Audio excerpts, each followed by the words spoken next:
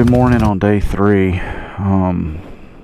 Last night me and Steven stayed at this weird ass hotel called the Mallard in Ducktown, Tennessee. Got a late start this morning. It's like 9:30, 9:40. About five and a half miles outside of town. Started hitting dirt. Problem is we really could have used some less challenging dirt first thing this morning. We'd have liked some of those roads outside that ranger camp, but that's not what we got. And now, so I got version 7 on Google Maps and version 9 on my Montana. Version 7, we're here at 68. That's Kinsley Mountain Road. This is Robinson Gap. Version 7 has me going left. Version 9 has me going right. If you see, it's going to be a fun turn to go up Robinson. So that's what we're going to do.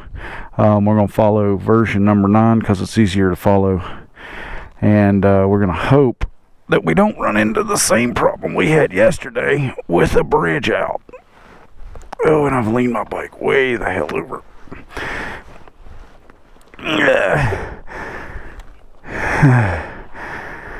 Ooh. Good times are had by all. So I'm going to swing this one wide. Come out here and get away from where they've dug in a culvert. I'm going to go high side up this flipping road. Ooh. And as you can see, that's some pretty rocky terrain right off the bat. So we're a little bit worried both ways. We both brought hand saws, not chainsaws. We could probably clear some smaller brush, maybe 3 inches or less around with some elbow grease. But we're worried about tree fall, and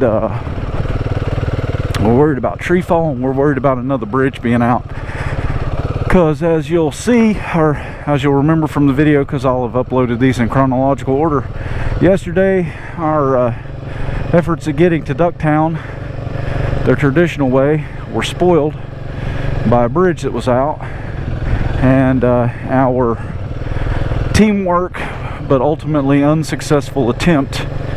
Oh, I'm gonna go low here. Our teamwork or largely unsuccessful attempt to cross that bridge. Whew. Well, great. Now we're at the top and we're going down. Good news, Stephen. We're still following at least version 9's highlighter.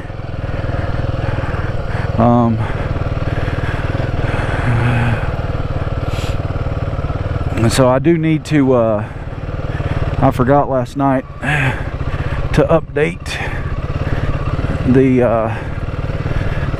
the Smoky Mountain 500 and tell them on version 9, give them those coordinates for that bridge being out, because it is, I don't know, it looks like if you had maybe like a little 250 or a 125 or something like that you could just pick up and carry, you could probably get across that pretty easily. But on 450 pound KLR, even with really good Tuska D Sport 80% dirt, 20% road tires, Steven was not able to get up that mud bank, and so yet again for the second day in a row, me and Steven start out the day in wet boots. Always a pleasure. Oh, it's okay though, because any day I'm out riding is better than a day at work, so I'll take it. It is kind of moist here this morning, and it is definitely warm. I think it started out 67 degrees from the hotel. The hotel was interesting. if you stay in Ducktown, you can rent. The hotel was pretty cheap. I had a lady offer while we were sitting in the parking lot. There was a hotel right behind us, right behind the gas station. The lady offered to let me stay there for $97 a night. I don't even know if she was authorized to offer to let me stay there for $97 a night. I don't know like what the deal was there. Anyway, we were sketched out, so we decided not to stay there. And I looked on hotels.com, or no, not hotels.com, because it wouldn't let me book same day. I looked on Orbitz, and when I looked on Orbitz, I found the Mallard, and the price was right. It was like $67, $73 after taxes. I was like, dang, that's cheap for a hotel that's rated 7.7 out of 10. Then me and Steven got there and we realized why. They don't have any check-in process. Everything is automated. There are no employees there. So when you check in, they give you a key code to open the door. For me, it was interesting. The key code was the last 4 digits of my telephone number. Logged in, or got in. The room from the outside, the place looks very derelict. But inside, the rooms were nicely appointed. The mattresses and everything was comfortable. We were, I think, 3 miles from the town of, what was that town? Cross something? Oh, for crying out loud. Crossville. Alright, I'm going left, Steven. I'm going left. Oh, it is too early in the morning for that crap. Alright. And we were about 3 miles from a little town.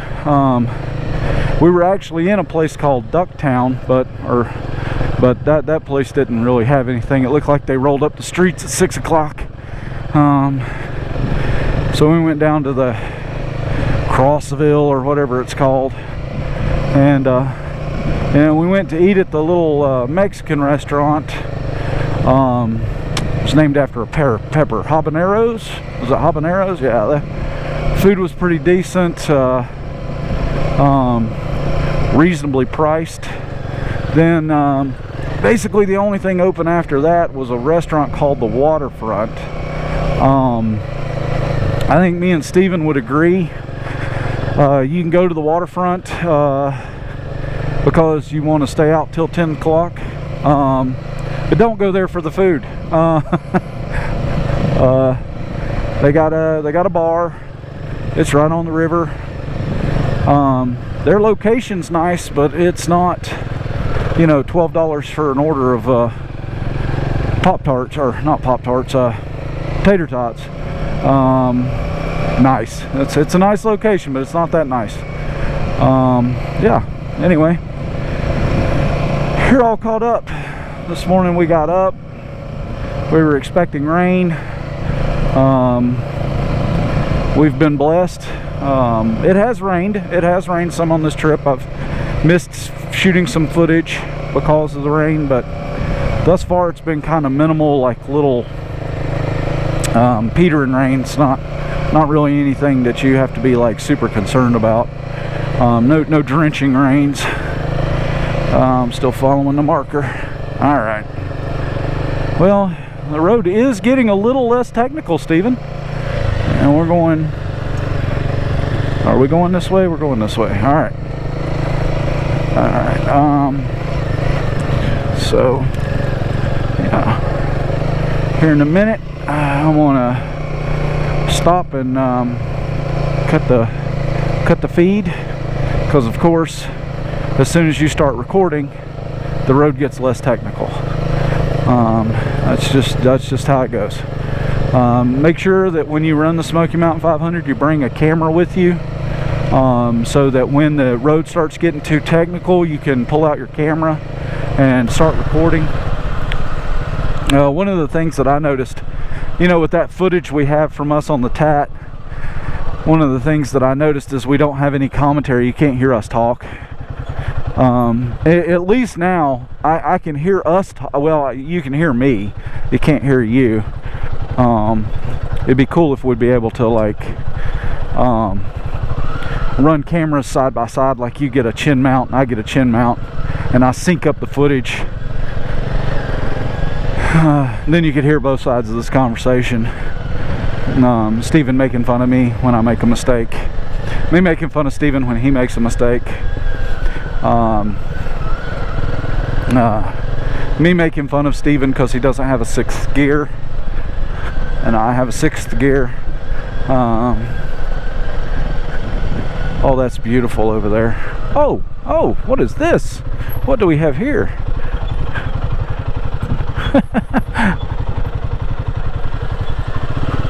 There we go.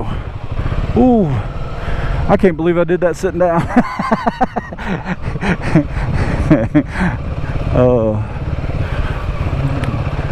I wonder if the camera actually captured that.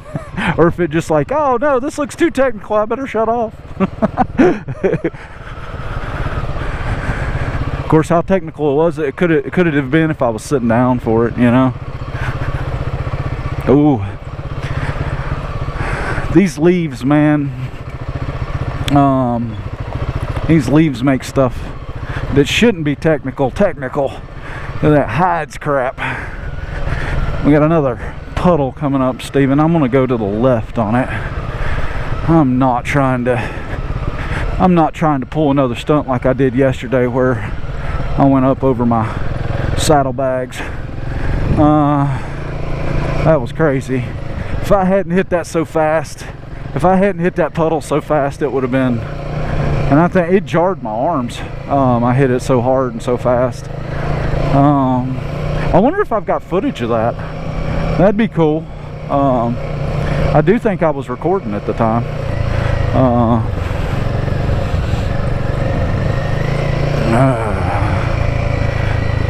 Alright, get comfortable, get back down. Whew. I do think we could take this a little bit faster, Steven. I'm just not up for it this morning. I want to sit down and let the engine braking do its work. Toodle along. Toodle diddle diddle diddle diddle toodle along. I think when I get up here before, well, I was gonna stop, but we got another, look like we've got an unavoidable mud puddle. Let's see what we got here. We're not. Oh fuck. Alright, getting it. I don't know which way you want to come through that, Steven. It's deep. It was deep. It was a lot deeper than it looked.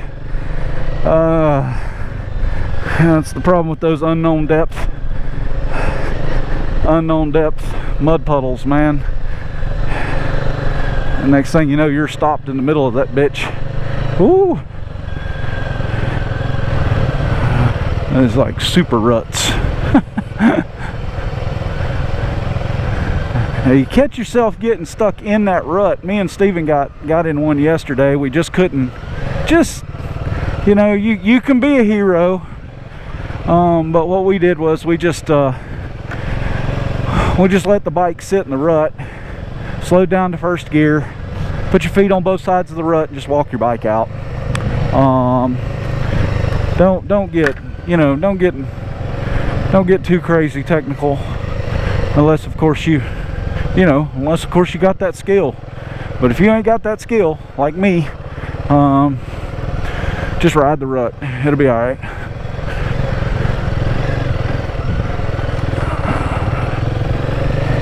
All right, Steven, we've stopped for a break. How would you rate the difficulty of that? Because it seems like every time I stop my camera, the terrain gets more difficult. So that was a good 8 out of 10. For sure. For sure. That was awesome. Oh, we had to stop and take a break. This beautiful spot in the road. This is not a reflection of the technicality of this road. That up ahead, if you can see it, is a representation of how technical the road is getting.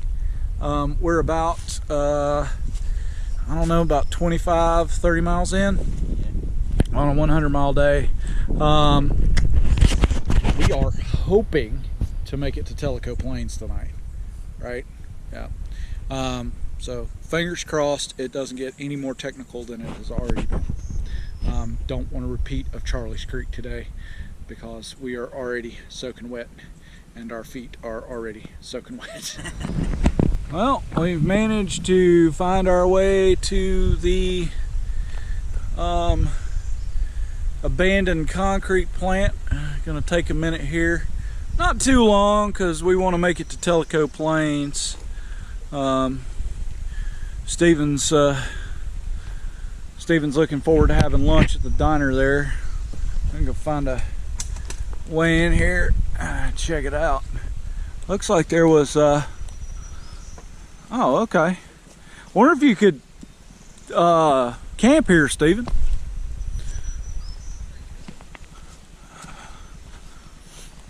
Oh, okay. So there's more ruins down here. I thought that was the ruins. There's more ruins down here.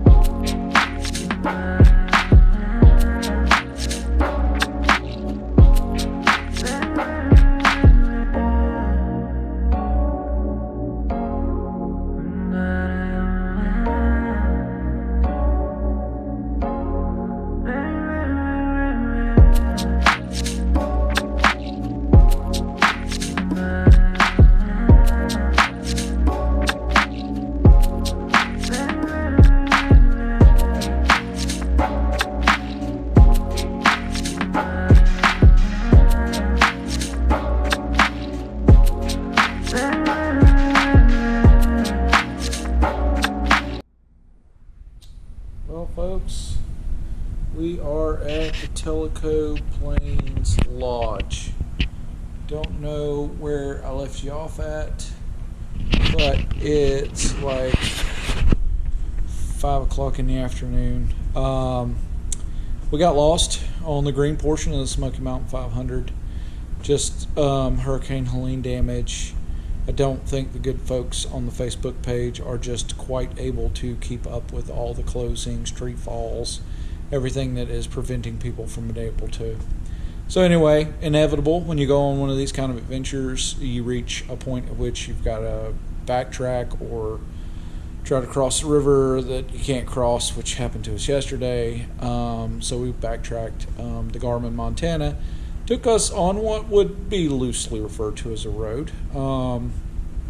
It was horrible. After only 5 hours of riding, both me and Steven were completely wiped out. We were completely done. And so we stopped at the Iron Horse Grill, pretty famous place. If you've come down the Chirrahela Skyway, you know exactly where I am talking about, in Telico Plains. Grabbed some lunch. We'd been there before, and then found some lodging for the night because, you know what, it's not a race, it's a marathon. we're just going to relax. I'm sitting there looking at some folks on the Facebook forums right now talking about like, oh yeah, I'm coming up for the weekend. I should be able to do it in a couple of days. And I'm like, are you going to be doing the whole thing? Because right now the green portion is pretty serious, like pretty difficult to complete. It's definitely the most dirt. I don't feel like we were undersold on how much dirt this was. But we've enjoyed it so far, but it's going to be my last entry for today. Hopefully we'll get an early start in the morning. Thanks again for watching and supporting Lost in the Bush. The channel keeps growing, and I finally had a video that really hit. My Akribus 23-liter tank install has racked up over 3,000 views at this point and brought in about 45 new subscribers. Huge thanks out there to everyone who has joined.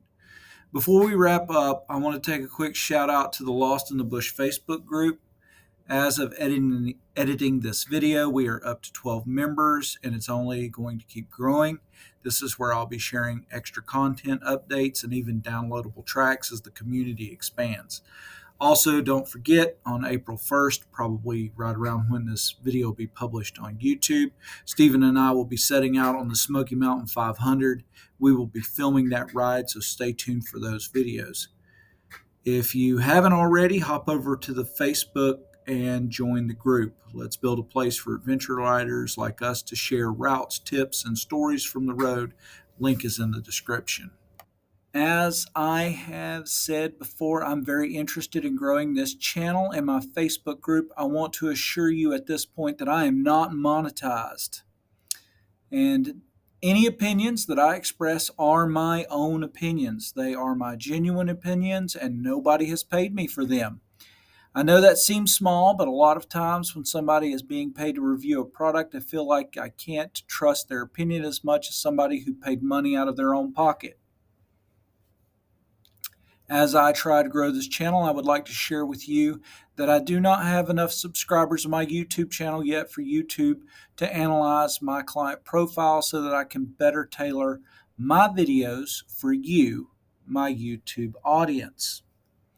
I'm just now getting into short form videos. I hope you're enjoying those as I try to focus on some of the more humorous and funny moments that we have while we're out doing this adventure riding thing. Anyway, before I go, I would like to invite you to like this video, comment on this video, good or bad, just please be constructive, and please, please, please subscribe to this channel and stay on board with me as I do my dead level best to continue to improve.